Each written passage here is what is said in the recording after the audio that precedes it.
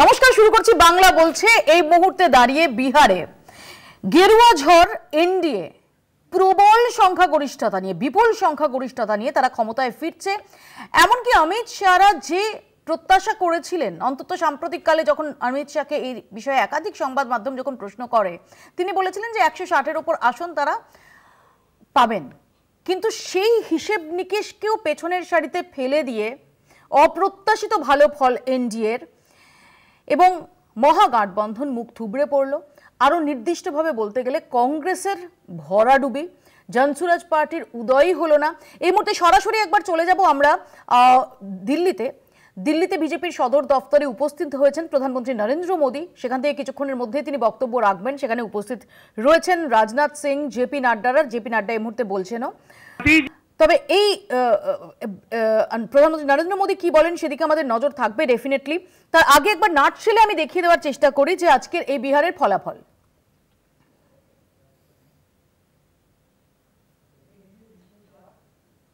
বিহারে এককভাবে সবার উপরে বিজেপি। এই প্রথমবার বিপুল বৃহত্তম সংখ্যাগরিষ্ঠ দল। নীতিশ রাজে ফ্যাক্টর হলো না সরকার বিরোধী মনোভাব। মগধের বুকে গেরুয়া ঝড় তুলল বিজেপি। বিহারে কংগ্রেসের চূড়ান্ত ভরাডুবি, দায় নেবেন রাহুল গান্ধী, এ প্রশ্ন উঠতে শুরু করেছে। জঙ্গলরাজের ছায়া পিছু ছাড়ল না তেজস্বীর।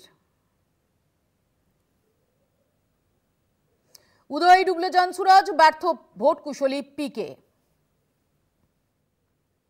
সীমাঞ্চলে সংখ্যালঘু ভোট ভাগ, অ্যাডভান্টেজ এনডিএর। বিহারের সমীকরণ বাংলায় প্রভাব ফেলবে না দাবি করছে তৃণমূল। অন্যদিকে অঙ্গ কলিঙ্গের পর টার্গেট বঙ্গ, ইতিমধ্যেই সেটা বলা হচ্ছে বিজেপির তরফ থেকে। আর সাগরিকা ঘোষ, তৃণমূল কংগ্রেসের সাংসদ, তিনি বলছেন মহিলাদের ক্ষমতা দেখেছে বিহার, এবার দেখবে বাংলা খেলা হবে। অর্থাৎ সব মিলিয়ে বিহারের ভোট শেষ এবং আজ থেকেই আমরা দেখতে পেলাম যে বিজেপি তারাও নজর দিচ্ছেন বিহারের দিকে। অন্যদিকে তৃণমূল কংগ্রেস তারাও আজ থেকেই তাল ঠুকতে শুরু করে দিয়েছেন। কিছুক্ষণের মধ্যেই যখন প্রধানমন্ত্রী বলবেন, আজকে নজর থাকবে যে সেখানে তার মুখে বাংলার প্রসঙ্গ উঠে আসে কিনা। আমাদের সঙ্গে যারা রয়েছেন তাদের সঙ্গে পরিচয় করিয়ে দিই। এবং এই মুহূর্তে জেপি নাড্ডা বলছেন যে জঙ্গল রাজকে নো এন্ট্রি করে দিয়েছেন বিহারের মানুষ।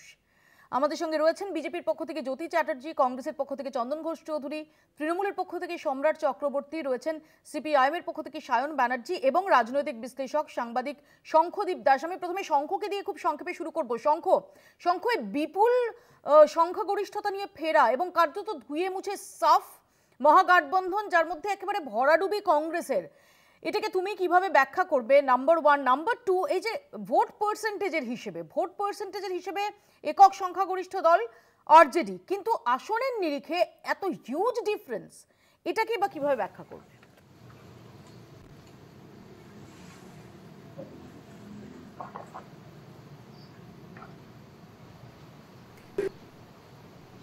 গেম চেঞ্জার আপাতত ভাবে দেখা যাচ্ছে যে ওই একটাই প্রজেক্ট, যে মহিলাদের ব্যাংক অ্যাকাউন্টে 10,000 টাকা করে দেওয়া, এবং সেটা ঠিক ভোটের আগে সেপ্টেম্বর মাসে 1,23,00,000 মহিলা ভোটারের অ্যাকাউন্টে 10,000 টাকা করে দেওয়া। এবং সিগনিফিকেন্টলি দেখা যাচ্ছে যে বিহারে মহিলাদের পার্টিসিপেশন ইন দিস ইলেকশন 12% বেড়ে গেছে। তো এই মহিলা ভোটের পার্টিসিপেশনে 12% বাড়া। ছেলেদের ভোট বেড়েছে 8%, মেয়েদের ভোট বেড়েছে, মহিলাদের ভোট বেড়েছে 12%। এই যে স্ট্রেট যে 12% ভোট, মহিলা ভোট বাড়া, একটাই কারণ আমার মনে হচ্ছে, সেটা হচ্ছে এই 10,000 টাকা করে মহিলাদের ব্যাংক অ্যাকাউন্টে ঠিক ভোটের আগে দেওয়া। এছাড়া তুমি দেখো যে একটা ভেরি ইন্টারেস্টিং ফ্যাক্টস, এবং তুমি দেখো যে সবচেয়ে বেশি ভোট পার্সেন্টেজ কে পেয়েছে? তেজস্বী যাদব। এবং তার কিন্তু গত নির্বাচনের থেকে ভোট খুব একটা কমেনি, ভোট তার কমেছে 0.33%। তুমি কংগ্রেসের ভোট কমেছে, কিন্তু কংগ্রেসের ভোট কতটুকুনি কমেছে? কংগ্রেসের ভোট কমেছে 1%-এরও কম, 0.75% ভোট কমেছে কংগ্রেসের। তো এই যে মহাগঠবন্ধনের দুটো মেজর পার্টি, তাদের কিন্তু দুজনকে মিলিয়ে ভোট কমেছে 1%, মানে 1% সামান্য বেশি। আর বিজেপির দেখো, বিজেপির ভোট বেড়েছে 0.7%। গত ভোটে বিজেপি পেয়েছিল 19.46% ভোট। এবার এখনো পর্যন্ত দেখাচ্ছে 20.21% ভোট, মানে প্রিসাইসলি 0.75% ভোট। আর নীতিশ কুমারের ভোটটা 3.8% বেড়ে গেছে। এই দুটো ফ্যাক্টর প্লাস আগের ভোটে এলজিপি ছিল না জোটে, এবার এলজিপি তাদের 5% ভোট নিয়ে জুড়ে গেছে। এইটা মিলিয়েই একটা মেজর ডিফারেন্স তৈরি করে দিয়েছে। কিন্তু মহাগঠবন্ধনের যে নিজেদের ভোট সেটা যে ধসে গেছে সেটা কিন্তু এরকম নয়, সেটাতে মাত্র 1% ডিফারেন্স হয়েছে। তার ফলে এই যে নীতিশ কুমারের 4% ভোট বেড়ে যাওয়া, এটা পিওর অ্যান্ড পিওর হচ্ছে মহিলা ভোটের পার্টিসিপেশন। এবং সেই কারণে যে একটা এত বড় একটা হিউজ একটা একটা একটা একটা গ্যাপ তৈরি হয়ে গেছে। এবং তুমি দেখো যে মহিলা ভোট ব্যাংক, সে পশ্চিমবঙ্গেই হোক, সে মহারাষ্ট্রেই হোক, সে উড়িষ্যাতেই হোক, একটা ডিসাইসিভ ফ্যাক্টর ক্রমশ হয়ে উঠছে। সেইটাকে কোনোভাবেই খণ্ডন করতে পারেনি তেজস্বী যাদব বা রাহুল গান্ধী। একটা জিনিস এখানে মৌপিয়া আমি বলে রাখি, সেটা হচ্ছে যে খুব ইজি আজকে ভোটের রেজাল্ট বেরোনোর পর থেকেই খুব অবভিয়াসলি রাহুল গান্ধীকে নিয়ে সবাই নানা রকম মিম করছে, বলছে এবং বলছে যে যত দোষ রাহুল ঘোষ, মানে রাহুল গান্ধী। তার একটাই কারণে রাহুল গান্ধী ফেল করেছেন। আরে বাবা, রাহুল গান্ধী তো বিহারে গিয়ে অর্গানাইজেশনটা তৈরি করতে পারবে না। বিহারে যে অর্গানাইজেশনটাই নেই যেখানে পার্টিটার, সেখানে রাহুল গান্ধী 10 দিন যান আর 12 দিন যান, কি ফারাক পড়বে? আজকে যদি পশ্চিমবঙ্গে বিজেপির ক্ষমতা, বিজেপির অর্গানাইজেশন না থাকে এবং সেন্টারে যদি বিজেপি পাওয়ারে না থাকে, তাহলে পশ্চিমবঙ্গে বিজেপির কি অবস্থা হবে তুমিও জানো, আমিও জানি। সুতরাং অর্গানাইজেশনটা হচ্ছে মেইন জিনিস। সেটা যদি না থাকে, রাহুল গান্ধী গিয়ে ওখানে কি মানে মানে কি মানে কল্পতরুর মতন ওখানে কি ভোট জোগাড় করে দেবেন? রাহুল গান্ধীর যেটা প্রবলেম সেটা হচ্ছে রাহুল গান্ধীর কনসিস্টেন্সি নেই। একদমই শঙ্কু, এই প্রশ্ন ডেফিনেটলি তুমি যেটা বললে তার পাশাপাশি একটা প্রশ্ন তো ডেফিনেটলি থাকবে যে রাহুল গান্ধী যিনি এসআইআর নিয়ে এতটা সুর ছড়ালেন, কিন্তু মাঠে থেকে সেই এসআইআর নিয়ে টানা পড়ে থাকা সেটা তো আমরা দেখলাম না, শুধু পাওয়ার পয়েন্ট প্রেজেন্টেশন তার মাধ্যমে। এবং আমরা দেখলাম 1 সেপ্টেম্বরের পর তিনি বিহার গেলেন প্রায় 2 মাস বাদ দিয়ে, 2 মাস পর।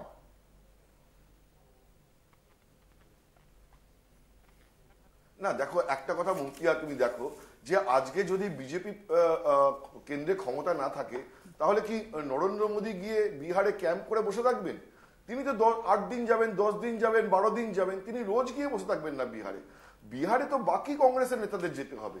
আমরা যা কিছু কংগ্রেসের হবে সব রাহুল গান্ধী। রাহুল গান্ধীর অনেক কিছু ব্যর্থতা আছে, আমি I do also agree with that. আমিও তোমাকে বললাম যে কনসিস্টেন্সির একটা অভাব আমরা বারবার করে দেখি, কিন্তু রাহুল গান্ধী এরকম ভাবে খাবার গিলিয়ে দিতে পারে না। কিন্তু কর্ণাটকে জয় হলে, কর্ণাটকে কংগ্রেস জিতলে তখন যদি রাহুল গান্ধীর জয় হয়, যদি তেলেঙ্গানায় কংগ্রেস জিতলে সেটা রাহুল গান্ধীর জয় হয়, তুমি ডেফিনেটলি ব্যর্থতার দায় তো নিতে হবে সব সময়। আজকে বিহারের জয়টা কি শুধুমাত্র নরেন্দ্র মোদীর জয়? কিন্তু এখন বিজেপি পার্টি অফিসে যে তামঝাম চলছে, তাতে পুরো ক্রেডিটটাই নরেন্দ্র মোদীকে দেওয়া চলছে। কিন্তু বিহারে যে 24 ঘন্টা যে বিহারে যে পার্টি কর্মীরা লড়াই করেন বা নীতিশ কুমারের যে অবদান রয়েছে, সেটা কি তুমি এই সন্ধ্যে 7টার সময় ন্যাশনাল চ্যানেলগুলো খুললে দেখতে পাবে? মনে হবে যে নরেন্দ্র মোদী নামক যে ফেনোমেনন, সেই ফেনোমেননটার কারণে বিহারে বিজেপি জিতেছে। আমি আসবো তোমার কাছে শঙ্কু, আমি একটু চন্দনদার কাছে আসি। চন্দনদার কাছে আসি, কারণ মোটামুটি তুমি চন্দনদাকে কিছুটা হলেও, চন্দনদাকে একটু হলেও তুমি স্টান্সটা নেওয়ার সুযোগ করে দিয়েছো। আমি এখানে একটু ডিফেন্সিভ স্টান্স নেওয়ার সুযোগ করে দিয়েছো। চন্দনদা আনাদার ফেলিয়ার এবং একদম মুখ থুবড়ে পড়া। না না, তুমি দেখো এটাকে ডিফাইন যেভাবেই করো, আমি অবশ্যই ধন্যবাদ দেবো বা শঙ্খ যেভাবে বিবৃত করলেন ঘটনাকে, যেভাবে বিস্তারিত বললেন, অবশ্যই এটা একটা কারণ। এর পাশাপাশিভাবে আমি একেবারে শুরুতে বলিনি, কখনোই কিন্তু দায়ভার থেকে মুক্ত কংগ্রেসের কেউ নয়। মানে ইভেন আমি একদম ছোট্ট এলিমেন্টের প্রশ্নটা হচ্ছে এখানে, রাহুল গান্ধী টুডে। না না, এখানে আজকে যে গোটা দেশে, শুধু তো বিহার নয়, এরকম একটা ডিজাস্টারের পর কর্মীদের মনোবল সেটা একদম তলানিতে এসে থাকে। Where is the leader today? আমি বারবার একটা কথা বলি, লিডারশিপের ক্ষেত্রে আমি বারবার যেটা বলছি সেটা হচ্ছে রাহুল গান্ধী তার নিজের কর্তব্য, অর্থাৎ নিজের লিডারশিপ যেটা দেওয়ার, সেটা উনি যথার্থভাবে চেষ্টা করেছেন দিতে। সম্ভবত যেখানে মিসিং লিঙ্ক হয়েছে সেটা হচ্ছে আমার বিহারের অর্গানাইজেশন, আমি অস্বীকার করছি না। ঠিক তেমনভাবে অ্যাডমিশন করতে তো অসুবিধা নেই, আমরা শূন্য হয়ে গেছিলাম পশ্চিমবাংলায়, মৌপিয়া বহু অনুষ্ঠান করেছি। আজকে কিন্তু ওখানে শূন্য হয়নি, আমরা শূন্যকে ফেস করেছি এবং 77 থেকে শূন্য, এটাকেও বুঝতে হবে। 77 মানে সিপিএমের সাথে অ্যালায়েন্স হওয়ার পরেও এই বাংলা বাংলাতে দাঁড়িয়ে। আমি তোমাকে বিশেষভাবে যে কথাটা বলি, সেদিনও কিন্তু আমরা এই প্রসঙ্গটা তুলিনি রাহুল গান্ধী এর জন্য দায়ী। আমরা বলেছি আমরা সংগঠিত হতে পারিনি, ফেস করতে পারিনি মেরুকরণে। ডেফিনেটলি আমি সেটা এখনো বলছি। অ্যাবসলিউটলি আমি শুধু সেটা বলছি না, তার পিছনে কারণটাও আছে। আমরা সেদিন যেমন বলিনি, আমি আজও বলছি না। আমি বলছি যে অর্গানাইজেশন যেটা অ্যাসেম্বলি ইলেকশন লড়ে, তুমি অবশ্যই তুমি দায়ী করতে পারো। বলেছেন যে এসআইআর এর নাম বাদ গেছে, বৈধ ভোটারের নাম বাদ গেছে, আমি মেনে নিলাম যে এসআইআর এ বৈধ ভোটারের নাম বাদ গেছে। যাদের নাম বাদ গেছে তাদের নিয়ে কোন মুভমেন্ট হয়েছে, তাদের নিয়ে কোন নির্বাচন কমিশনে যাওয়া হচ্ছে? আমাকে সেই স্যাম্পল সাইজটা দিন না যে এদের নাম বাদ গেছে, সেটা নিয়ে কংগ্রেস কি করেছে। এক্স্যাক্টলি ঠিক এই প্রশ্নটা যখন আমরা গত কয়েকদিন এসআইআর নিয়ে আলোচনা করছিলাম, আমি এক্স্যাক্টলি বিহার প্রসঙ্গে এই প্রশ্নটা আপনাকে এবং আপনার সতীর্থ মুখপাত্রদের করেছি। আমি ঠিক একই কথা তোমাকে সেদিন বলেছি, আমি এখনো এই কথাটাই বলি। স্যাম্পল সাইজ পলিটিক্যাল মুভমেন্ট হতে পারে না। আমি তোমাকে বিশেষভাবে যে কথাটা বলি এই কারণে, আমি ধরলাম যে ওখানে বৈধ ভোটারদের নাম বাদ গেছে, আমি ধরে নিলাম একজন বৈধ ভোটারের নাম বাদ গেছে। এখানে মমতা বন্দ্যোপাধ্যায়, অভিষেক বন্দ্যোপাধ্যায়রা হুঁশিয়ারি দিয়ে রাখছেন যে একজন বৈধ ভোটারের যদি নাম বাদ যায় তাহলে নির্বাচন কমিশনে দিল্লিতে গিয়ে সেখানে আন্দোলনের ঝড় উঠবে। আপনারা বলছেন এসআইআর এ বৈধ ভোটারের নাম বাদ গেছে, আপনারা বলছেন যে বিরোধীদের নাম দেখে দেখে বাদ দেওয়া হয়েছে। কোথায় তারা? তাদের নিয়ে কি করা হয়েছে? তাদের পাশে কোথায় আপনাদের দল থেকেছে? আমি প্রথমত যেটা বলি, আমার মনে হয় এক্সাম্পলটা তৃণমূল কংগ্রেস কি বলছে বা কি করবে সাথে আমাদের মুভমেন্ট ওটা ডিপেন্ড করবে না। প্যান ইন্ডিয়া পার্টি, এটা মহারাষ্ট্রে যে ঘটনা ঘটবে, হরিয়ানাতে ঘটবে, বিহারে ঘটবে, আর আমরা প্রতিটা ক্ষেত্রে নির্বাচন কমিশন ঘেরাও করবে এমন কোনো প্রকল্প আমরা কখনো নিইনি।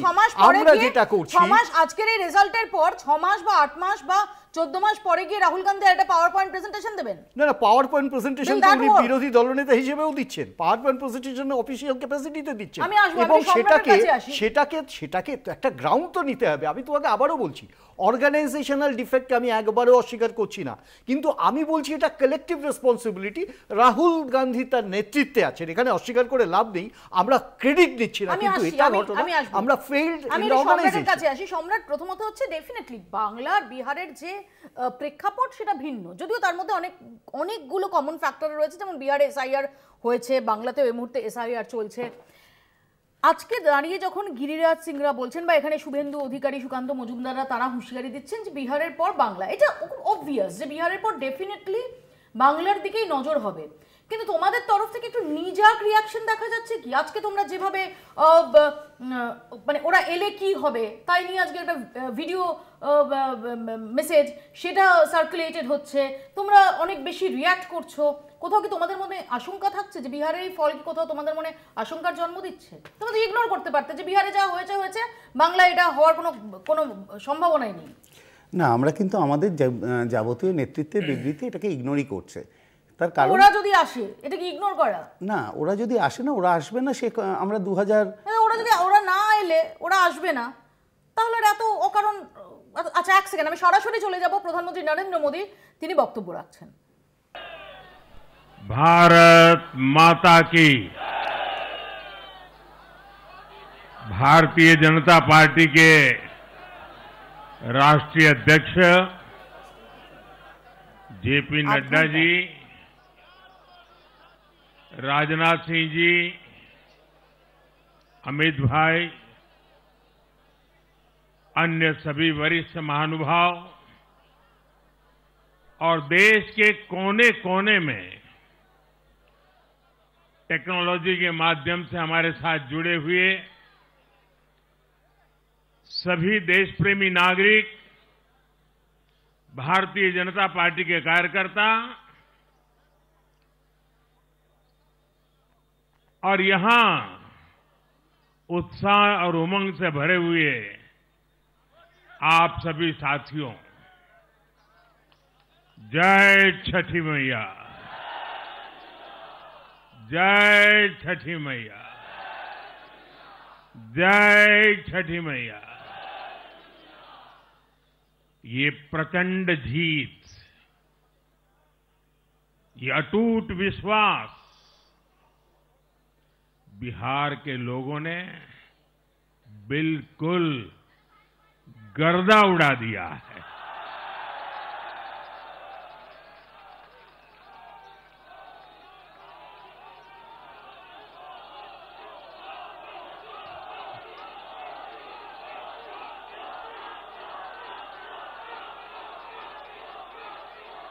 आज बिहार के घर घर में मखाने की खीर बनाना पक्का कर दिया है। और मुझे खुशी हुई कि यहां भी मखाना की खीर सबको खिलाई गई है।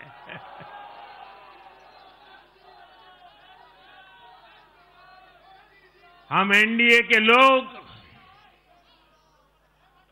हम तो जनता जनार्दन के सेवक हैं। हम अपनी मेहनत से जनता का दिल खुश करते रहते हैं और हम तो जनता जनार्दन का दिल चुरा कर बैठे हुए हैं। और इसलिए पूरा ये बिहार ने आज बता दिया है, फिर एक बार एनडीए सरकार, फिर एक बार, फिर एक बार, फिर एक बार। और मैंने चुनाव में बार बार कहा था और बिहार के चुनाव में जब मैं जंगल राज की बात करता था, कट्टा सरकार की बात करता था, तो आरजेडी के लोग कभी विरोध नहीं करते थे, लेकिन कांग्रेस वालों को बहुत चुभता था और बहुत बहुत मोदी क्या बोल रहे हैं, ऐसा क्या बोल रहे हैं। लेकिन आज मैं फिर कहना चाहता हूं, मैं कहूंगा अब वापस नहीं आएगी कट्टा सरकार, अब वापस नहीं आएगी, अब वापस नहीं आएगी, अब वापस नहीं आएगी। साथियों, बिहार के लोगों ने विकसित बिहार के लिए मतदान किया है। बिहार के लोगों ने समृद्ध बिहार के लिए मतदान किया है। मैंने चुनाव प्रचार के दौरान बिहार की जनता से रिकॉर्ड वोटिंग के लिए आग्रह किया था और बिहार के लोगों ने सारे रिकॉर्ड तोड़ दिए।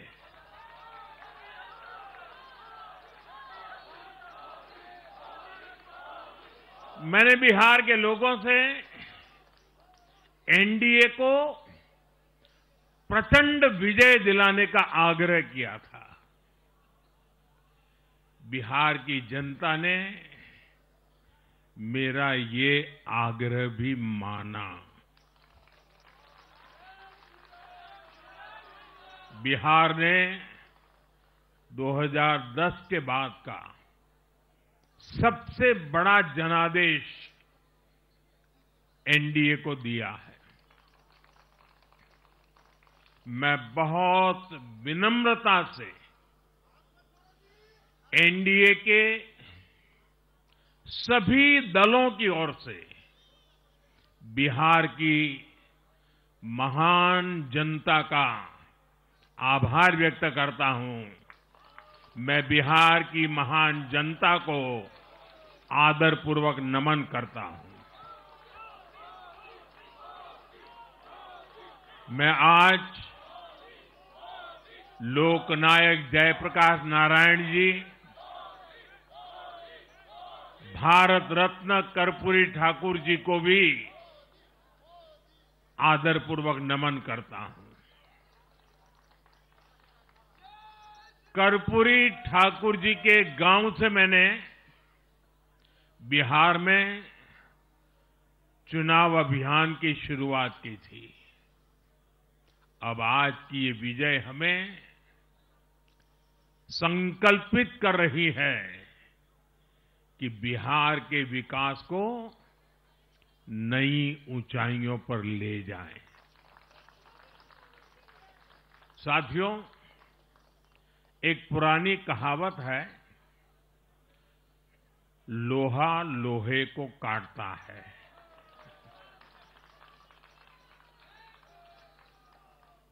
बिहार में कुछ दलों ने तुष्टीकरण वाला MY माय फॉर्मूला बनाया था, पर आज की इस जीत ने एक नया सकारात्मक MY माय फॉर्मूला दिया है, और ये है महिला और यूथ।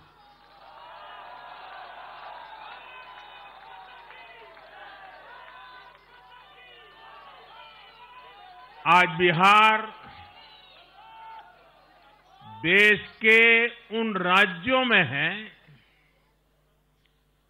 जहां सबसे ज्यादा युवाओं की संख्या है, और इसमें हर धर्म हर जाति के युवा है। उनकी इच्छा, उनकी आकांक्षा और उनके सपनों ने जंगल राज वालों के पुराने सांप्रदायिक माय फॉर्मूले को पूरी तरह ध्वस्त कर दिया है। मैं आज बिहार के युवाओं का विशेष रूप से अभिनंदन करता हूं। मैं बिहार की बहनों बेटियों को नमन करता हूं। मैं बिहार के किसानों, श्रमिकों, दुकानदारों, पशुपालकों, मछली पालकों, सभी को नमन करता हूं। साथियों, मैं एनडीए की पूरी टीम को भी बहुत बहुत बधाई देता हूं। नीतीश जी ने शानदार नेतृत्व दिया। भारतीय जनता पार्टी के प्रदेश अध्यक्ष दिलीप जायसवाल जी, सम्राट चौधरी जी, विजय कुमार सिन्हा जी, उन्होंने लगातार मेहनत की। हमारे जीतन राम मांझी जी, कुशवाहा जी, चिराग जी ने बहुत बेहतरीन लीडरशिप दिखाई है। एनडीए के कार्यकर्ताओं ने भी बूथ लेवल पर तालमेल का अद्भुत प्रदर्शन किया है। मैं देश भर के भाजपा कार्यकर्ताओं का भी हृदय से अभिनंदन करता हूं। आपने बिहार के हमारे कार्यकर्ताओं के साथ मिलकर भाजपा की एनडीए की झोली को एक शानदार विजय से भर दिया है।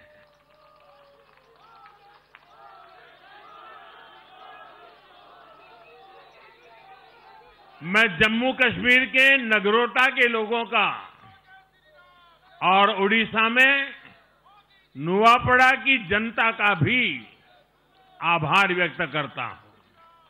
उन्होंने उपचुनावों में भाजपा की जीत पक्की की है। साथियों, आज सिर्फ एनडीए की विजय ही नहीं हुई है, ये लोकतंत्र की भी विजय है। भारत के लोकतंत्र पर भरोसा करने वालों की भी विजय है। इस चुनाव ने भारत के चुनाव आयोग पर जनता के विश्वास को और मजबूत किया है। बीते कुछ सालों से लगातार भारी मतदान होना, वंचितों, शोषितों द्वारा ज्यादा से ज्यादा मतदान करना, ये चुनाव आयोग की बहुत बड़ी सिद्धि है। साथियों, ये वही बिहार है जो पहले माओवादी आतंक वहां पर हावी था, जहां पर नक्सल प्रभावित इलाकों में 3 बजे वोटिंग खत्म हो जाती थी। ये बहुत कम लोगों को पता होगा, बाकी स्थान पर पूरा समय मतदान होता था, लेकिन उस क्षेत्र में 3 बजे के बाद मतदान कराना भी मुश्किल होता था। लेकिन इस बार के चुनाव में बिहार में बिना किसी डर के लोगों ने उत्साह और उमंग के साथ एक उत्सव की तरह वोट दिया है। बिहार में जब जंगल राज था तब क्या क्या होता था ये भी आप जानते हैं। सरेआम मतदान केंद्रों पर हिंसा होती थी, मतपेटियां लूटी जाती थी। आज वही बिहार रिकॉर्ड मतदान कर रहा है, शांतिपूर्ण मतदान कर रहा है। हर किसी का मत दर्ज हुआ, हर किसी ने अपनी पसंद से मत दिया है। साथियों, रीपोलिंग के आंकड़े भी इस बदलाव की गवाही देते हैं। पहले बिहार में कोई चुनाव ऐसा नहीं रहता था जहां रीपोल नहीं होता था। जैसे 2005 से पहले सैकड़ों जगह पर रीपोलिंग हुई थी। 1995 में 1,500 से ज्यादा पोलिंग बूथों पर रीपोलिंग हुई थी। साल 2000 के चुनाव में भी करीब 1,500 जगहों पर फिर से चुनाव करना पड़ा था। लेकिन जैसे ही जंगल राज गया, वैसे वैसे स्थितियां ठीक होती गई और इस बार 2 चरण के इस चुनाव में कहीं पर भी रीपोल करने की नौबत नहीं आई। इस बार शांतिपूर्ण मतदान हुआ और इसके लिए मैं चुनाव आयोग, चुनाव से जुड़े हर कर्मचारी, हमारे सुरक्षा बल, बिहार के जागरूक मतदाता सभी का आज अभिनंदन करता हूं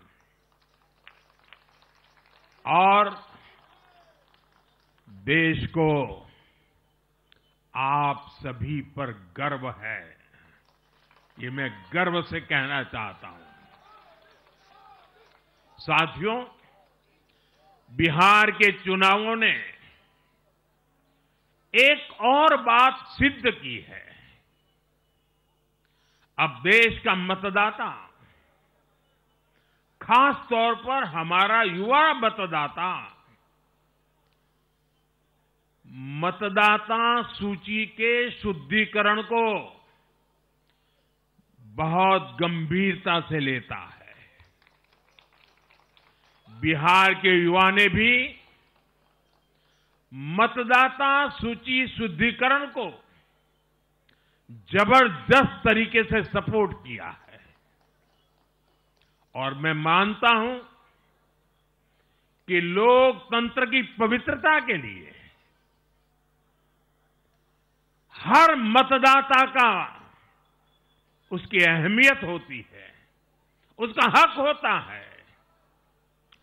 अब हर दल का ये दायित्व बनता है कि वे पोलिंग बूथ पर अपनी अपनी पार्टियों को सक्रिय करें और मतदाता सूची शुद्धिकरण के काम में उत्साह के साथ जुड़े, 100% योगदान दें ताकि बाकी जगहों पर भी मतदाता सूची का पूरी तरह शुद्धिकरण हो सके। साथियों, बिहार वो धरती है जिसने भारत को लोकतंत्र की जननी होने का गौरव दिया है। आज उसी धरती ने लोकतंत्र पर हमला करने वाली ताकतों को धूल चटाई है। बिहार ने फिर दिखाया है, झूठ हारता है,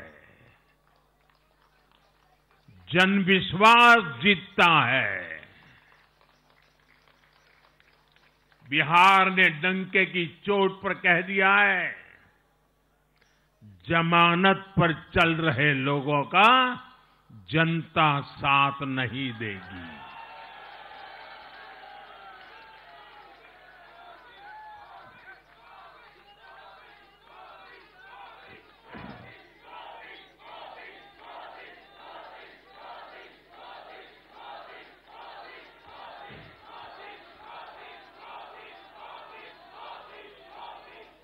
साथियों, भारत अब सच्चे सामाजिक न्याय के लिए वोट कर रहा है, जहां हर परिवार को समानता, सम्मान और अवसर मिलते हैं, और जहां अब तुष्टीकरण की कोई जगह नहीं, लेकिन तुष्टीकरण की जगह ले ली है संतुष्टीकरण ने। संतुष्टीकरण ये सबसे बड़ा मान है। भारत के लोग अब सिर्फ विकास चाहते हैं, तेज विकास चाहते हैं, विकसित भारत बनाना चाहते हैं। साथियों, नई सरकार के साथ एनडीए अब बिहार में 25 वर्षों की स्वर्णिम यात्रा की तरफ आगे बढ़ रहा है।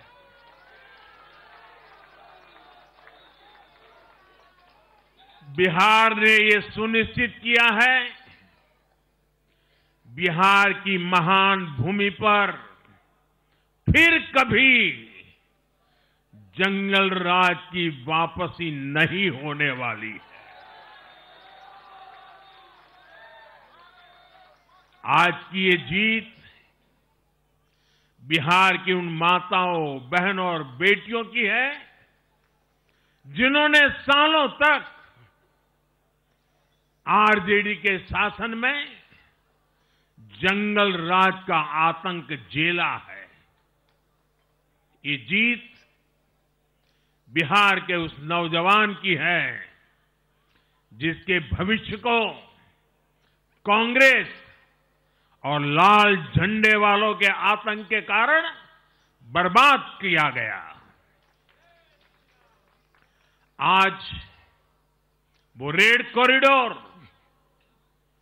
आतंक के वो दिन इतिहास बन गए हैं।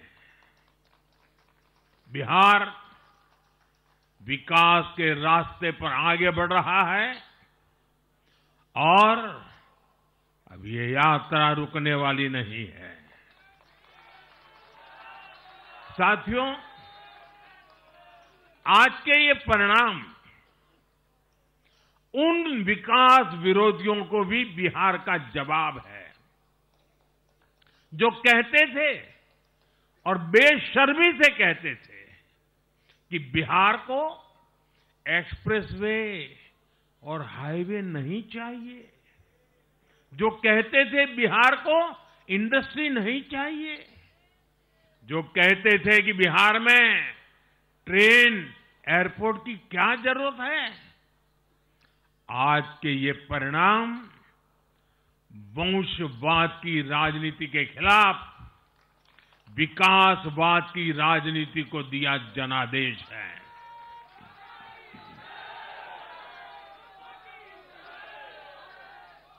साथियों, भारत के विकास में बिहार के लोगों की बहुत बड़ी भूमिका रही है, लेकिन जिन लोगों ने दशकों तक देश पर शासन किया, उन लोगों ने हमेशा बिहार की एक झूठी छवि बनाई। इन लोगों ने बिहार को बदनाम किया। इन लोगों ने न बिहार के गौरवशाली अतीत का सम्मान किया, न बिहार की परंपरा और संस्कृति का आदर किया, और न यहां के लोगों की इज्जत की।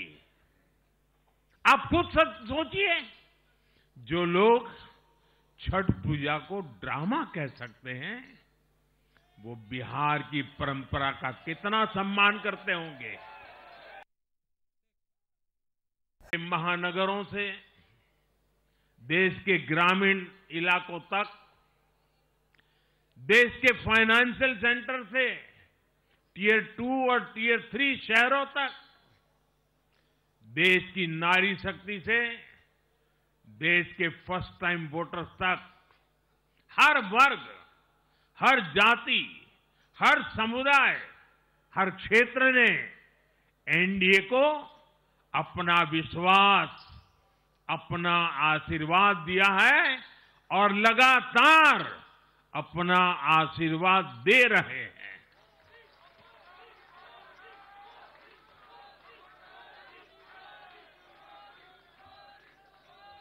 साथियों,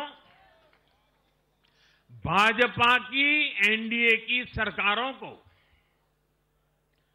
20-20 साल बाद भी अगर जनता फिर से चुन रही है, तो ये देश में pro people, pro governance, pro development राजनीति की स्थापना है। ये भारत की राजनीति का नया आधार है, और इसी pro people, pro governance, pro development आधार पर चलते हुए हम बिहार को विकसित बनाएंगे, देश को विकसित बनाएंगे। साथियों, जिस पार्टी ने दशकों तक देश पर राज किया, उस पर देश की जनता का विश्वास लगातार घट रहा है। कांग्रेस देश के अनेक राज्यों में सालों से सत्ता से बाहर है। बिहार में 35 साल, गुजरात में 30 साल, यूपी में भी करीब 4 दशक, और पश्चिम बंगाल में करीब 5 दशक से कांग्रेस की सरकार लौटी नहीं है। साथियों, पिछले 3 लोकसभा चुनावों में कांग्रेस 3 अंकों की संख्या तक पहुंच नहीं पाई है। 2024 के लोकसभा चुनाव के बाद, मैं 24 के बाद की बात कर रहा हूं, 2024 के लोकसभा चुनाव के बाद देश के 6 राज्यों में विधानसभा चुनाव हुए, और इनमें भी कांग्रेस 100 सीटों का आंकड़ा पार नहीं कर पाई है। 6 की, मैं 6 विधानसभा की बात कर रहा हूं, और आज ही के दिन सिर्फ एक चुनाव में हमारे जितने विधायक चुने गए हैं, कांग्रेस पिछले 6 चुनावों में, 6 चुनाव में उतने विधायक जीत नहीं पाई।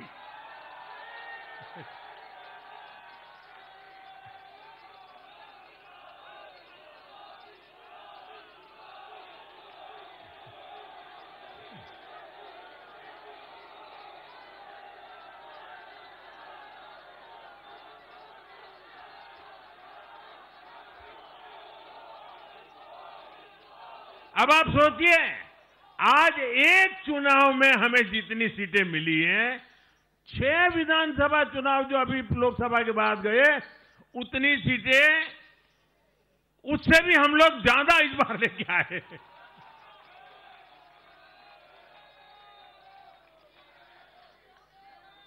साथियों, कांग्रेस की राजनीति का आधार अब सिर्फ और सिर्फ नेगेटिव पॉलिटिक्स हो गया है।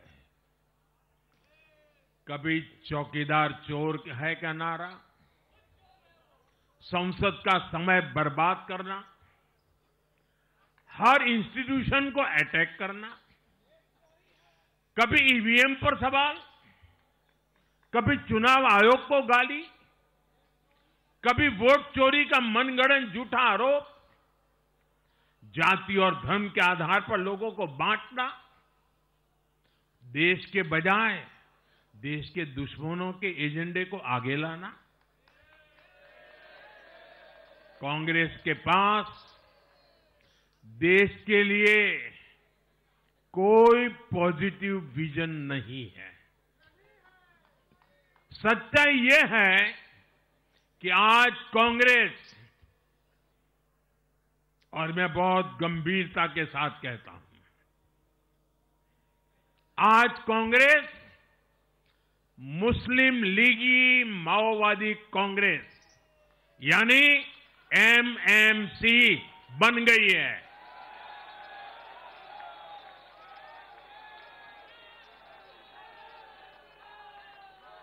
ये कांग्रेस मुस्लिम लीगी माओवादी कांग्रेस है, ये एमएमसी है।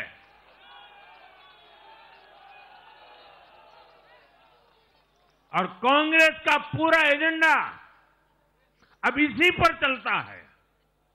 और इसलिए अब कांग्रेस के भीतर भी एक अलग धड़ा पैदा हो रहा है जो इस नेगेटिव पॉलिटिक्स से असहज है। ये जो कांग्रेस के नामदार है, ये जिस रास्ते पर कांग्रेस को लेकर चल रहे हैं, इसके प्रति घोर निराशा, घोर नाराजगी अंदर ही अंदर पनप रही है। और मुझे तो आशंका है, हो सकता है कि आगे कांग्रेस का एक और बड़ा विभाजन हो। और साथियों, कांग्रेस के जो सहयोगी दल हैं वो भी समझने लगे हैं कि कांग्रेस अपनी नेगेटिव पॉलिटिक्स में सबको एक साथ डुबो रही है। और आपको याद होगा, इसीलिए ही तो मैंने बिहार चुनाव के दौरान भी कहा था कि कांग्रेस के नामदार तालाब में डुबकी लगाकर बिहार चुनाव में खुद डूबने और दूसरों को डुबेने की प्रैक्टिस कर रहे हैं।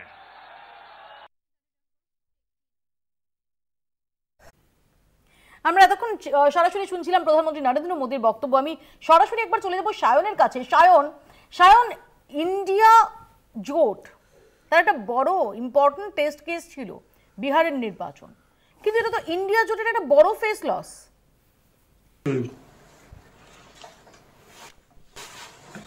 না, অবশ্যই একটা রেজাল্ট বেরিয়েছে, সেই রেজাল্টকে তো অ্যানালাইসিস করতে হবে। যেমন দেখো, আমরা উপর থেকে যেমন ভাবে দেখছিলাম, এখানে শঙ্খদা খুব সুন্দরভাবে ভোট পার্সেন্টেজটা আমাদেরকে বললেন, but there are certain factors, সেগুলোকে ইন্ট্রোস্পেক্ট করতে হবে এবং অবশ্যই এই সেটব্যাকটা কি হয়েছে, কেন হয়েছে, সেটার কাটাছেড়া করতে হবে। এ নিয়ে কোনো সন্দেহ নেই।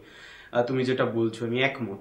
আমি খালি দুটো কথা বলতে পারি। এক, আমার দল সিট জিতেছে, লেফট পার্টি ভালো করেছে, লেফট পার্টি তাদের ভোট শেয়ার ধরে রাখতে পেরেছে, এটা আমাদের পক্ষে একটা পজিটিভ দিক। ভালো করেছো বলছো তুমি in terms of percentage, in terms of seat, Shayan, in terms of seat 2020 এর সঙ্গে যদি আমরা ইন টার্মস অফ সিট অবশ্য কমেছে সেটাও মেনশন কমেছে। I accept, I agree. এটা আমি করতাম Shayan, I agree and I accept. Shayan, এটা আমি করতাম। 5টা সাবজেক্টে সবচেয়ে কম যেটাই পেতাম সেটা হচ্ছে পেছনের দিকে, কোনোভাবে যদি সেটা আর বাড়িতে না দেখে। অন আ লাইটার নোট,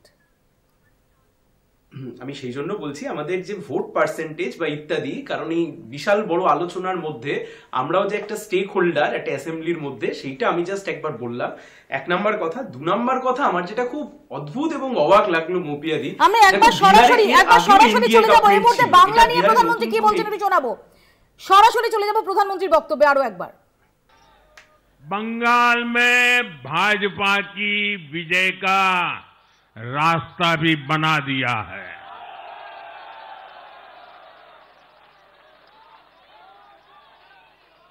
मैं बंगाल के भाइयों बहनों को भी आश्वस्त करता हूं, अब भाजपा आपके साथ मिलकर पश्चिम बंगाल से भी जंगल राज को उखाड़ फेंकेगी।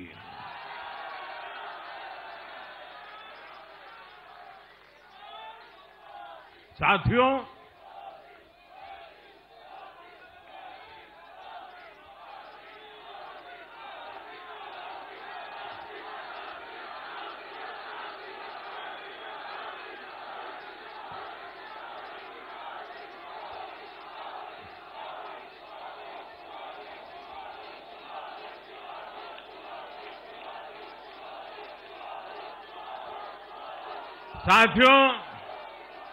मैं एक बार फिर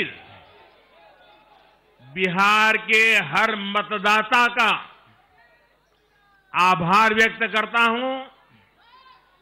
आप सबका भी बहुत बहुत धन्यवाद। भारत माता की, भारत माता की। টু বি ভেরি অনেস্ট, আজকে বোধহয় এটা প্রত্যাশিতই ছিল এবং যে কারণে আলাদাভাবে আমরা নজর রেখেছিলাম আজকে প্রধানমন্ত্রীর এই বক্তব্যে, যে সেখান থেকেই তিনি বাংলার দামামাটা বাজিয়ে দিলেন। এর আগে আমরা গিরিরাজ সিংদের দেখেছি, আমি আগেও যেটা বললাম যে এখানে শুভেন্দু অধিকারী, সুকান্ত মজুমদার দেখেছি বলতে, বা সরাসরি প্রধানমন্ত্রী তিনি বলেন বিহার বাংলার রাস্তা তৈরি করে দিয়েছে এবং পশ্চিমবঙ্গ থেকেও জঙ্গল রাজ খতম করা হবে। আমি এ নিয়ে সম্রাটের কাছে আসবো, তার আগে একটু তোমার কাছে যাই জ্যোতি। ডেফিনেটলি এই কথাটা যখন প্রধানমন্ত্রী বলছেন, আমরা দেখলাম যে সেই সময় যে উৎসাহ, যে হাততালি, যে স্লোগান, যে মোদি মোদি চিৎকার, সেটা লক্ষ্য করার মতো, ভেরি সিগনিফিকেন্ট। কিন্তু তোমরাও তো খুব ভালো করে জানো তোমরা যে বাংলা আর বিহার দুটো সমান নয়। মৌপ্রিয়াদি, এই উৎসাহের কারণটা আমি ব্যাখ্যা করি। উৎসাহের কারণটা হচ্ছে ভারতবর্ষে ভারতীয় জনতা পার্টির যেখানে যেখানে মিটিং হয়, সেই মিটিং যখন শুরু হয়, নরেন্দ্র মোদী হোক বা নাগাল্যান্ডের কোনো কর্মী হোক বা আন্দামান নিকোবরের কোনো কর্মী, সে প্রথম যে ব্যক্তিটির গলায় মাল্যদান করেন তার নাম হচ্ছে শ্যামাপ্রসাদ মুখার্জি, এবং শ্যামাপ্রসাদ মুখার্জির রাজ্যের নাম হচ্ছে পশ্চিমবঙ্গ। অর্থাৎ বাংলা ভারতবর্ষকে ভারতীয় জনতা পার্টিকে দিয়েছে, এবং যে ভারতীয় জনতা পার্টি আজকে ভারতবর্ষের প্রায় ধরুন 17 থেকে 18খানা রাজ্যে ক্ষমতা, আজকে বিহারে ক্ষমতায় আসলো। তো বাংলায়, সেই বাংলায় শ্যামাপ্রসাদ মুখার্জির তৈরি ভারতীয় জনতা পার্টির প্রধানমন্ত্রী নরেন্দ্র মোদী যখন দেখছে বাংলায় কুশাসন, মহিলাদের পরে অত্যাচার, লাগামহীন সন্ত্রাস, লাগামহীন দুর্নীতি, তো সেই বাংলাটাকে বাঁচানোর জন্য আমাদের ভিশন খুব ক্লিয়ার, আমাদের রোডম্যাপ খুব ক্লিয়ার যে বাংলাটাকে বাঁচাতে হবে। বাংলায় যে ডেভেলপমেন্ট মডেল আমরা সারা ভারতবর্ষে দেখছি, যে কারণের জন্য মহারাষ্ট্রে গভর্নমেন্ট রিপিট হচ্ছে। তুমি যেটা বলছো, আমি সেই প্রসঙ্গটা, যে আজকে ঠিকই আজকে বাংলা নিয়ে তিনি বলবেন, এটাই প্রত্যাশিত। কিন্তু যদি আমরা দেখি যেটা 5 বছর আগের আরেকটা এরকমই নভেম্বরের রিপিট টেলিকাস্ট, 2021-এর আগের বিহার ভোট, তারপরও কিন্তু সেখান থেকে বাংলা জয়ের দামামাই দেওয়া হয়েছিল।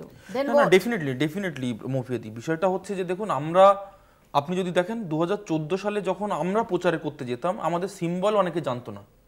Two be very frank, I am telling you, আমি যখন আমার ফ্রেন্ডকে বলেছি যে বিজেপিকে ভোট দাও 2014 সালে, যখন মোদি ওয়েভ চলছে সারা ভারতবর্ষে, তখন বলছে ভারতীয় জনতা পার্টির চিহ্নটা কি, তারা জানতো না। তারপরে দাঁড়িয়ে 2019-এ আমরা একটা অভূতপূর্ব রেজাল্ট পেলাম।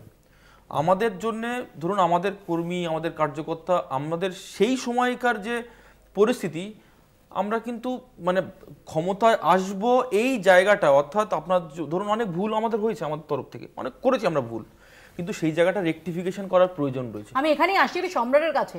সম্রাট, আমি শুরুতেই যেটা বললাম যে তোমরা সম্ভবত এটা অ্যাপ্রিহেন্ড করছিলে এবং যে কারণেই ফলাফল ঘোষণা হচ্ছে বিহারের, কিন্তু আজ সকাল থেকেই তোমরা সুর চড়াতে শুরু করেছিলে।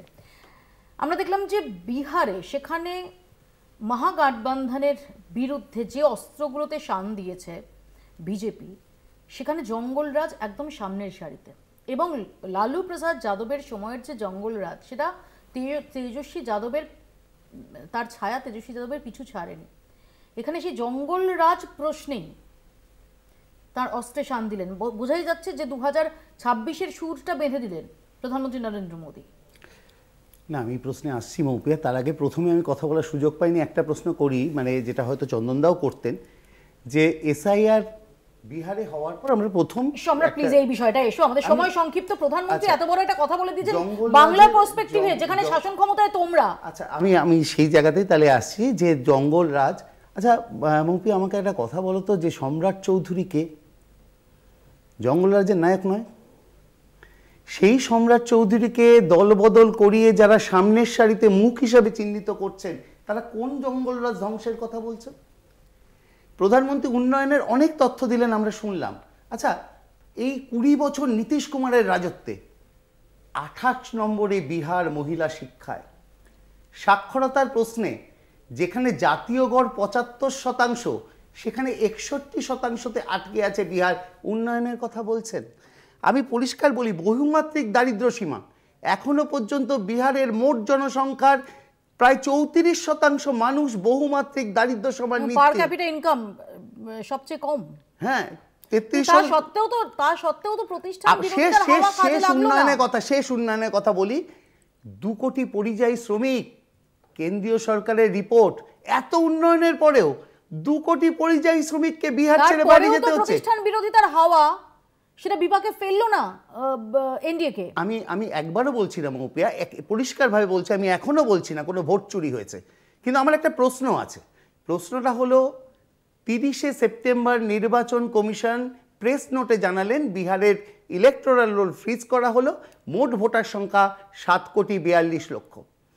সেই নির্বাচন কমিশন 11ই নভেম্বর ইলেকশনের অ্যানালিসিস দিয়ে জানালেন 7,45,00,000 মোট ভোটার পার্সেন্টেজের মধ্যে। আমাদেরকে তো জানতে হবে 3.5 কোথা থেকে এলো। শায়ন, প্রধানমন্ত্রী 2026-এ পশ্চিমবঙ্গে বিধানসভা নির্বাচনের সুরটা বেঁধে দিলেন। দেখো মুপিয়া দিয়ে আমি খুব স্পষ্টভাবে বলি, 2021 সালে যখন ভোট হয় তখনও নরেন্দ্র মোদী প্রধানমন্ত্রী ছিলেন, তখনও বিহারে এনডিএ সরকারই ছিল, তখনও শুভেন্দু অধিকারী ছিলেন, এই সমস্ত ড্রামাবাজি তখনও ছিল।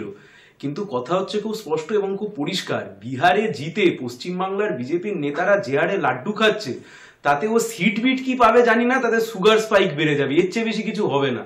শোনো, কথার উত্তর দিতে হবে। যে জঙ্গলরাজ এত কিছু বলছে পশ্চিমবাংলায়, এই জঙ্গলের অর্ধেক পাবলিক তো এখন তৃণমূল থেকে গিয়ে বিজেপিতে বসে আছে, যাদের আমলে সবচাইতে বেশি জঙ্গল। দুর্নীতির বিরুদ্ধে বিজেপির অবস্থান তৃণমূলের বিরুদ্ধে, পার্থ চট্টোপাধ্যায় জেলের বাইরে, অনুব্রত জেলের বাইরে, জ্যোতিপ্রিয় জেলের বাইরে, একের পর এক মন্ত্রী, একের পর এক দুর্নীতিতে অভিযুক্ত নেতা মন্ত্রীরা আজকে জেলের বাইরে। তাহলে মানুষ যে ভরসা থেকে বিজেপির দিকে পশ্চিমবাংলায় গেছিলেন, সেই ভরসা মুখ থুবড়ে পড়েছে। 2026 আসতে দাও, আজকের এই যা যা বলেছে তুমি রেখে দাও, আজকে বিজেপি যা যা বলছে রেখে দাও, 2026 আবার চালিও। আমার একজন সাংবাদিক হিসেবে যেটা আমার কানে লাগলো, আমি জানি না প্রথম দিকের কয়েকটা সেন্টেন্স, আমাকে বলতে দাও, কয়েকটা সেন্টেন্স হয়তো আমি মিস করেছি, বাট ইন্টারেস্টিং হচ্ছে পশ্চিমবঙ্গের নির্বাচনের ক্ষেত্রে অনুপ্রবেশের প্রসঙ্গ কিন্তু প্রধানমন্ত্রী আনলেন না, তোষণের প্রশ্ন প্রধানমন্ত্রী আনলেন না, আনলেন হচ্ছে জঙ্গলরাজ প্রসঙ্গ। কোথাও কি স্টান্সে কিছুটা চেঞ্জ হচ্ছে? এটা তো জাস্ট বিগিনিং মৌপিয়াদি, তো সবে শুরু। যেগুলো মানে মানুষের সমস্যা, সেই মানুষের সমস্যা নিয়ে প্রধানমন্ত্রী মোদী সব থেকে বেশি কথা বলেন। এবার আপনি যেটা বলছিলেন ওই সময় আমি একটু অ্যাড করি, সেটা হচ্ছে বিজেপি 3 থেকে 77 2021-এ হয়েছে দিদি, এবং 10% থেকে 38% জ্যাম, এই যে নেমেছে ডেফিনেটলি, কিন্তু এই যে জামটা আপনি পলিটিক্যাল স্টুডেন্ট, যে কোনো পলিটিক্যাল স্টুডেন্টের কাছে জিজ্ঞাসা করবেন, 10 থেকে 38 এই যে জামটা কিন্তু আপনার নর্মাল সার্কামস্টান্সেস হয় না, যেটা বিজেপি বাংলাতে করে দিয়েছে এবং বাংলার মানুষ এটা বিশ্বাস করেছে। এবং এই যে মানে ডেন্ট যেটা পৌঁছেছিল ভারতীয় জনতা পার্টি 2021 সালে, তার জন্য এই যে no vote to BJP campaign বলুন, এটা তো অনেক অংশে দায়ী ছিল। এরা এই যে ইন্ডি জোটের কংগ্রেসের সিপিএম এরা এখানে বসে কুস্তি করবে আর দিল্লিতে গিয়ে দোস্তি করবে আর আমি এখানে এখানে গিয়ে আসি, চন্দ্রদা আমি একটা সেকেন্ড বলে নিই, সংক্ষেপে। এই যে আপনার ভোট ভাগাভাগি করবে অর্থাৎ মমতা বিরোধী যে ভোটটা ভাগাভাগি করে মমতা বন্দ্যোপাধ্যায়কে সুবিধা পাই দেবো এই সত্ত্বে যে সুজন চক্রবর্তীর নামে কোনো এফআইআর হবে না, আপনার সূর্যকান্ত মিশ্রর নামে কোনো এফআইআর হবে না, কিন্তু শুভেন্দু অধিকারীর নামে প্রায় 350 এফআইআর হবে। আসবো প্লিজ, আমি চন্দনদার কাছে আসি। চন্দনদা, আজকে প্রধানমন্ত্রী বললেন যে কংগ্রেস শুধু নিজে ডুববে না, কংগ্রেস তার সহযোগীদের নিয়েও ডুববে এবং ডুবছে, এবং যে কারণে তার যে সহযোগীরা তারাও এখন বুঝতে পারছে যে কংগ্রেসের হাত ধরলে ডোবাটা অবশ্যম্ভাবী। আমরা লাস্ট নির্বাচনে যদি দেখি আপনাদের সঙ্গে বামেদের সখ্য, আসন সমঝোতা, আমরা যদি দেখি একটা চর্চা সবসময় চলতে থাকে রাজনৈতিক মহলে, যদিও সেটা শুভঙ্কর সরকারও সেটা উড়িয়ে দিয়েছেন বা তৃণমূলের তরফ থেকে উড়িয়ে দেওয়া হয়েছে বিভিন্ন সময় যে কংগ্রেস তৃণমূল কংগ্রেস জোটের সম্ভাবনা নেই, সবাই একলাই লড়বেন। কিন্তু প্রধানমন্ত্রীর বার্তাটা যদি সেইটা ধরে নিই, 2026-এ আপনারা কি করবেন? দেখুন, নাথিং সাকসিড লাইক সাকসেস। একটা ঘটনা আজকে প্রধানমন্ত্রীর বক্তৃতাটা পরিষ্কার হয়ে গেছে, এই মুহূর্তে দাঁড়িয়ে উনি এই কথাটাই বলবেন এবং খুব স্বাভাবিকভাবে যেটা বিশেষভাবে বললেন সেটা হচ্ছে ইউপির উদাহরণ দিয়ে, না আমি শুধু গুজরাটের উদাহরণ দিয়ে, পশ্চিমবঙ্গের উদাহরণ দিয়ে, যে যেখান থেকে কংগ্রেস ক্ষমতা হারিয়েছে সেখানে দশকের পর দশক তাদের খরা চলছে। ইন্টারেস্টিং ফ্যাক্টটা হচ্ছে উনি সেখানে অ্যাক্রিডিয়েট কাকে করলেন? কংগ্রেসের সারনেম নিয়ে যে দলটা বেঁচে আছে উনি অ্যাক্রিডিয়েট কাকে করলেন? বিজেপি ক্ষমতা এসছেন তৃণমূল কংগ্রেস, এবং Trinamool Congress absolutely chunk out from Congress, এটা নিয়ে কোনো সন্দেহ নেই। তাহলে উনি এক্স্যাক্ট ক্ল্যারিফিকেশন বা ন্যারেটিভটা কি তৈরি করলেন? উনি কি ন্যারেটিভটা তৈরি করলেন যে জঙ্গল রাজ যাদের দ্বারা সেই তৃণমূল কংগ্রেসের বিরুদ্ধে উনি লড়বেন? না, উনি এখানে ন্যারেটিভ যেটা তৈরি করলেন সেটা হচ্ছে একটা ইমোশন। সেই ইমোশনটাকে দিয়ে গত নির্বাচনে তুমি জানো ব্লক লেভেল লিডারদের মতো অমিত শাহজি এবং মোদিজি অমিত শাহজি মিটিং করেছেন, তার পরবর্তী সময় যেখানে এইরকম একজন ফিগার, আমি তো স্বীকার করে নিচ্ছি একজন, আমি একটা কথা বুঝতে পারছি না, এক সেকেন্ড 2021 সালের কথা আপনি বলছেন, নরেন্দ্র মোদী বা অমিত শাহ তার দলের হয়ে ব্লক লেভেলের মতো প্রচারে আসবেন কি ডিস্ট্রিক্ট লেভেলের মতো প্রচারে আসবেন সেটা তো তাদের প্রেরোগেটিভ। কিন্তু ইন্টারেস্টিং হচ্ছে, আমার মনে আছে যে কেরলে ভোট শেষ না হওয়া অবধি রাহুল গান্ধীর ট্যুর প্ল্যানে কোথাও বাংলা ছিল না, এবং যখন কেরলের ভোট শেষ হতে চলেছে সেই সময় কোভিডের দ্বিতীয় ওয়েভ সেটা তো প্রবলভাবে এসে যায় যে 2021-এ তাকে পাওয়াই যায়নি। এবার লোকসভা নির্বাচনের আগে কটা প্রচারে এসেছেন রাহুল গান্ধী প্রিয়াঙ্কা গান্ধী বাংলায় আসবেন না বলে নরেন্দ্র মোদী অমিত শাহ আসবেন না। হ্যাঁ, তারা যদি নরেন্দ্র মোদী অমিত শাহ যদি ব্লক লেভেলের মতো খেটে তারা যদি 3 থেকে 77 করে থাকেন তাহলে তাদের প্রশংসা, তাদের ডেডিকেশন, সেটা তার প্রশংসা করতে হবে। কেউ অস্বীকার করছে না, উল্টো দিকে দাঁড়িয়ে তোমাকে এটাও বুঝতে হবে খুব স্বাভাবিক নেতা আসছে না, সেটা আপনাদের সমস্যা। আমার নেতা আসছে কি আসছে না সম্পূর্ণভাবে আমার সমস্যা বা এটা আমার অ্যাডভান্টেজ বা এটা আমার দলের নীতি। কিন্তু আমি যেটা তোমাকে বিশেষভাবে বলছি, কেন প্রধানমন্ত্রী স্বরাষ্ট্রমন্ত্রী যখন মিটিং করেন তখন কংগ্রেসের নেতা কোথায় মিটিং করছে সেই কম্পারিশনটা আসবে না। আমি তোমাকে আরেকটি বিশেষ কথা বলি, 2021-এর আগে তো বিহারের নির্বাচন হয়েছে, তখনও আমরা কমেন্ট্রি করতাম। ইনফ্যাক্ট সেখানে দাঁড়িয়ে যেখানে সেই সময় ঠিক সায়নের মতোই বলি, যে ক্ষমতায় ছিল সেই স্ট্যাটিক ওই জায়গাটাতেই আছে কেন্দ্রীয় বিজেপি সরকার। আজকে একটা জিনিস বুঝতে হবে, তুমি 77কে দিয়ে ইউ ক্যানট সি ফুট হিলে দাঁড়িয়ে একটা হিল গেট। ঠিক আছে, বিজেপি পারলো না, বিজেপি 77 ছিল, আমি ধরে নিলাম বিজেপি 77-এ ছিল, বিজেপি 170-এ গেল বা 7-এ নেমে এলো, হোয়াট এভার। আপনি আপনার কথা বলুন, 2026-এ কি করবেন? হাতে তো শূন্য তো শুরু করাটাই তো শূন্য থেকে শুরু। ইট ইজ ইন্টারেস্টিং শূন্য থেকে শুরু, কারণ আমার যা কিছু পাওয়ার সব পাওয়ারই, এটা বাস্তব। কিন্তু পাশাপাশি আমি একটু লাইটার নোটে বললাম, বাট এটা ঘটনা আপনার কথা শুনতে আমার না মনের মধ্যে কোনো সন্ন্যাস আসছে, মানে আমি আমার পোশাকটা লাইটার নোটে এই কারণেই বললাম, লাইটার নোটে বললাম, এটার মধ্যে হঠাৎ সন্ন্যাসী হয়ে যেও না। কিন্তু আমি তোমাকে যেটা বলতে চাইছি, আগামী দিন না, ত্যাগ তিতিক্ষা তো আমাদের ধর্ম, ইনফ্যাক্ট মহাত্মা গান্ধী আমাদের মডেলটাই তো তাই। কিন্তু এটাও ঘটনা, আমরা যদি সেই মুহূর্তে মাল্টি পার্টি সিস্টেম না করতাম, কনস্টিটিউশনে অনেক দলের জায়গা হতো। খুব সংক্ষেপে একবার যাবো।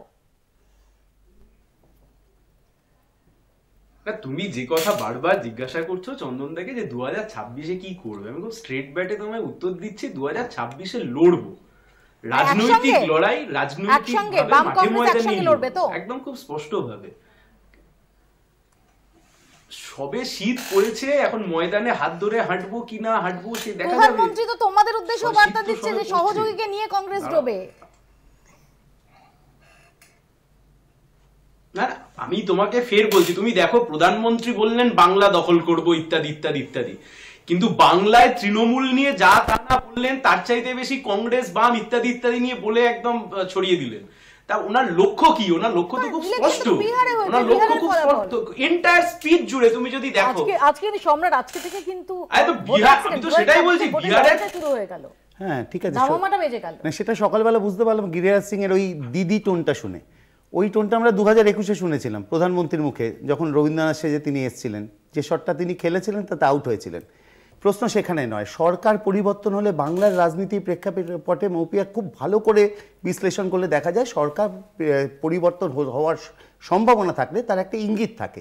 যেমন 2011-তে সরকার পরিবর্তনের আগে 2008 প্রাথমিক ইঙ্গিত দিয়েছিল, 2009 লোকসভার নির্বাচন ইঙ্গিত দিয়েছিল, কিন্তু তুমি 2024-এর লোকসভা নির্বাচন দেখো, 2024-এর লোকসভা 2019-এর লিড তোমাদের ছিল না না লিড ছিল, অবশ্যই লিড ছিল, ছিল হিন্ট না হিন্ট ছিল না, কিন্তু কোনো কিছু মানুষ বিভ্রান্ত হয়েছিল এবং সেই সময় আমরা মানুষের কাছে একইভাবে পৌঁছে বাংলার অস্মিতাকে বজায় রাখার কথা বলেছিলাম, বাংলা কৃষ্টি সংস্কৃতি একদম শেষ। বিহারের পর ডেফিনেটলি নজর বাংলায়, আজকে প্রধানমন্ত্রী সেটা স্পষ্ট করে দিলেন এবং সেটা বলার অপেক্ষা রাখে না, কারণ আজ সকাল থেকেই সুর চড়াতে শুরু করেছে তৃণমূল কংগ্রেসও। সুরটা কার্যত বেঁধে নিলেন প্রধানমন্ত্রী নরেন্দ্র মোদী, এবং যেখানে খুব ইন্টারেস্টিং যে জঙ্গল রাজের প্রসঙ্গ টেনে তিনি বাংলায় ক্ষমতা দখলের ডাক দিলেন। তাহলে কি এই ন্যারেটিভে দাঁড়িয়েই নির্বাচনী প্রচারে শান দেবে বিজেপি? আপাতত এখানেই শেষ করছি, দেখতে থাকুন কলকাতা টিভি।